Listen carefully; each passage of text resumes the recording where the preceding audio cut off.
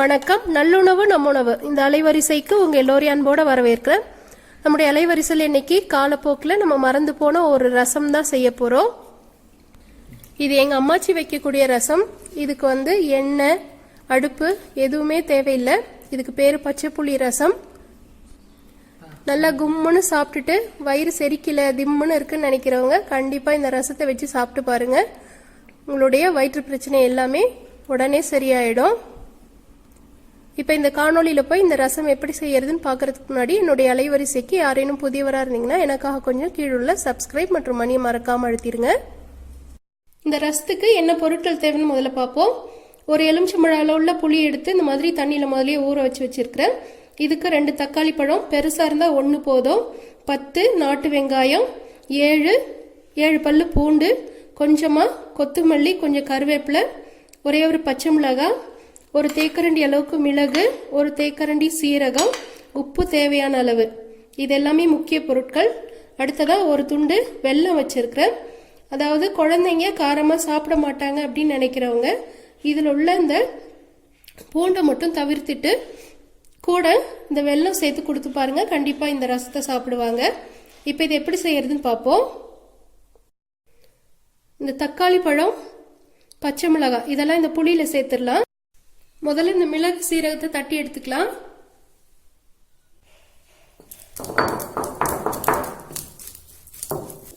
ஒன்று ரெண்டா தட்டினா போதும். அடுத்ததா இந்த பூண்டையும் இது கூட சேர்த்துடலாம்.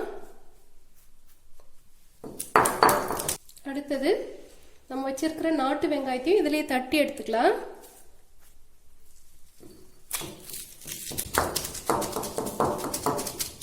தட்டி வச்சது எல்லாத்தையும் இந்த மாதிரி கிண்ணத்துல எடுத்துக்கிறேன். இப்போ அடுத்ததான் நம்ம வச்சிருக்கிற புளியை கரைச்சி எடுத்துக்கலாம். இந்த பச்சை மிளகாலாம் நல்லா கையாலேயே இப்படி உடச்சி விடுங்க. அப்பதான் இந்த சாறு இந்த புளி கூட சேரும். தக்காளி பழத்தையும் இந்த மாதிரி புழிஞ்சு விட்டுருங்க.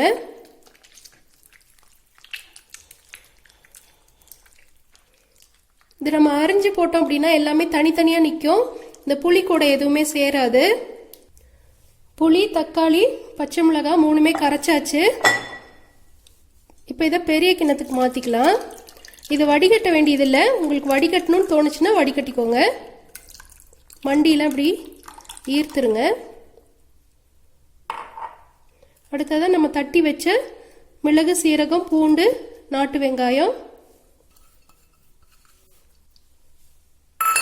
கூடவே கருவேப்பிலை, கொத்தமல்லி.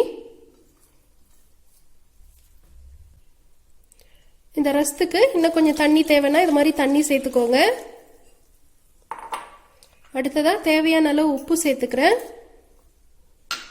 இப்போ இந்த கருவேப்பிலை, கொத்தமல்லிலாம் வாசம் வெளியில வரணும். நம்ம கொதிக்க வச்சோம்னா அது சூடுபட்டு வரும். நம்ம கொதிக்க வைக்காதனால கையால திரும்பவும் இந்த மாதிரி ஒரு தடவை நல்லா அழுத்தி விட்டு பிசைஞ்சிடுங்க.